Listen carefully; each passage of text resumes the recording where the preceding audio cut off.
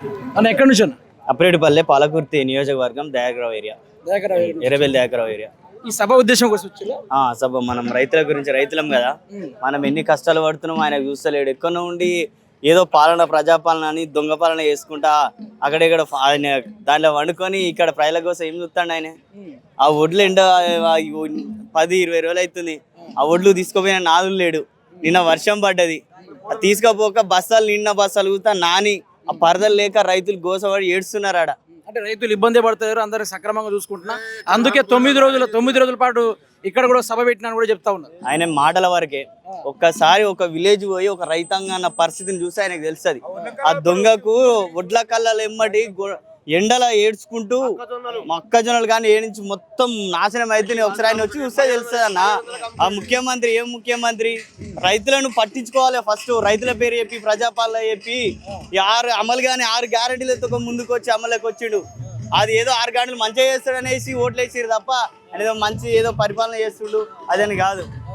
అంటే రైతుల కోసమే ఢిల్లీకి వెళ్తున్నా అని చెప్పి 69సారి ఢిల్లీకి పోయింది కదా. ఆయనే సొంత లాభాల కోసం ఇక్కడి తీసుకుపోయి మొన్న జరిగిన కేరళలో ఇక్కడి పైసలు, తెలంగాణ ఫండ్స్ మొత్తం తీసుకుపోయి అక్కడ మొన్న జరిగిన పక్క రాష్ట్రాల్లో తీసుకుపోయి ఢిల్లీకి సొంత లాభాలు సంచులు పైలు ఎత్తుకోపోతాడు. అక్కడ పక్క రాష్ట్రంలో పెడుతుంది సొంత లాభాల కోసమే ఇది ఆ ఢిల్లీ పేరు చెప్పి. ఈ 100 రోజుల అంటే 100 సీట్లతో మళ్ళీ గెలబోతున్నా కూడా రేవంత్ రెడ్డి చెప్తా ఉన్నాడు. 100 కాదు, 10 రావడం కూతా, 5 సీట్లు రావడం కూతా కష్టమైన. ఒక్క సీటు కూతా ఎమ్మెల్యే పనితీరు ఎట్లుంది? ఉరికిచ్చి కొడతారు ఈసారి రేవంత్ రెడ్డి. ప్రజలలోకి ఓట్లేయని అడగడానికి ప్రచారాలకు తిరిగితే నెక్స్ట్ వచ్చే ఇంకో ఆల్రెడీ 2.5 సంవత్సరాలు అయిపోయింది, ఇంతవరకు మా ఊళ్ళే పీడికా మట్టి పోయలే.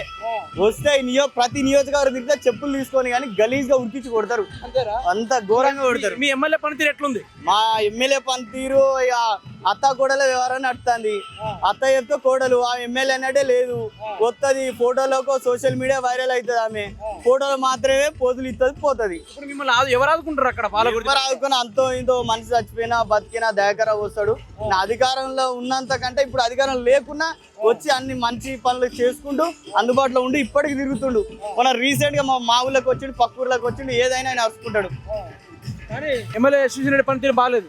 ఎమ్మెల్యే పనితీరు బాగాలేదు, ఏం లేదు. ఆమె మాటల వరకే, మాటలు తూటాలు లేపుతుంది. రాబోయే రోజుల్లో బీఆర్ఎస్ పార్టీ ఎంత మెజార్టీ కొట్టబోతుంది?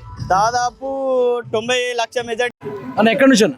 అప్రేటిపల్లె పాలకుర్తి నియోజకవర్గం దయాకరావు ఏరియా, ఎర్రబెల్లి దయాకరావు ఏరియా. ఈ సభ ఉద్దేశం కోసం వచ్చిందా? సభ మనం రైతుల గురించి, రైతులం కదా, మనం ఎన్ని కష్టాలు పడుతున్నాం ఆయన చూస్తలేడు. ఎక్కడో ఉండి ఏదో పాలన, ప్రజాపాలన అని దొంగ పాలన చేసుకుంటా అక్కడెక్కడ ఆయన దాంట్లో వండుకొని ఇక్కడ ప్రజల కోసం ఏం చూస్తాడు ఆయన. ఆ ఒడ్లు ఎండ 10-20 రోజులు అవుతుంది. ఆ ఒడ్లు తీసుకుపోయిన నాదులు లేడు. నిన్న వర్షం పడ్డది, తీసుకపోక బస్తాలు నిండిన బస్తాలు కూతా నాని ఆ పరదలు లేక రైతులు గోసపడి ఏడుస్తున్నారు ఆడ.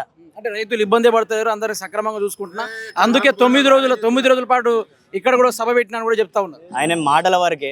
ఒక్కసారి ఒక విలేజ్ పోయి ఒక రైతాంగ అన్న పరిస్థితిని చూస్తే ఆయనకు తెలుస్తుంది. ఆ దొంగకు ఒడ్ల కళ్ళలు ఎమ్మటి ఎండల ఏడ్చుకుంటూ మొక్కజొన్నలు కానీ ఏడించి మొత్తం నాశనం అయితే ఒకసారి ఆయన వచ్చి చూస్తే తెలుస్తుంది అన్న. ఆ ముఖ్యమంత్రి ఏం ముఖ్యమంత్రి, రైతులను పట్టించుకోవాలి. ఫస్ట్ రైతుల పేరు చెప్పి, ప్రజాపాలన చెప్పి, అమలు కానీ 6 గ్యారెంటీలతో ముందుకు వచ్చి అమలుకి వచ్చిండు. అది ఏదో 6 గ్యారెంటీలు మంచిగా చేస్తాడు అనేసి ఓట్లు వేసిరు తప్ప ఏదో మంచి ఏదో పరిపాలన చేస్తుండు అదని కాదు. అంటే రైతుల కోసమే ఢిల్లీకి వెళ్తున్నా అని చెప్పి 69సారి ఢిల్లీకి పోయింది కదా.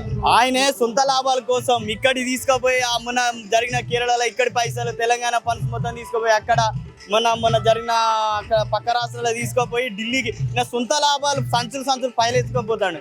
అక్కడ పక్క రాష్ట్రాల్లో పెడుతుంది సొంత లాభాల కోసమే ఇది ఆ ఢిల్లీ పేరు చెప్పి.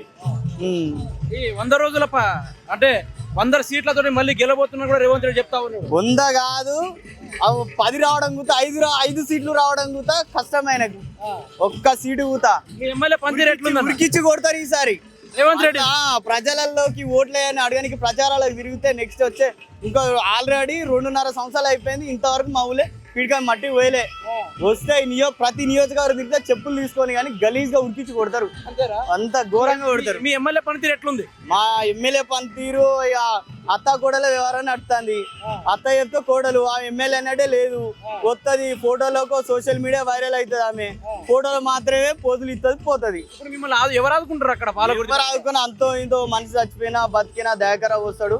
నా అధికారంలో ఉన్నంత కంటే ఇప్పుడు అధికారం లేకున్నా వచ్చి అన్ని మంచి పనులు చేసుకుంటూ అందుబాటులో ఉండి ఇప్పటికి తిరుగుతుండు. మన రీసెంట్ గా మా ఊళ్ళకి వచ్చిండు, పక్క ఊర్లోకి వచ్చిండు, ఏదైనా ఆయన అరుచుకుంటాడు. కానీ ఎమ్మెల్యే చూసిన పనితీరు బాగాలేదు.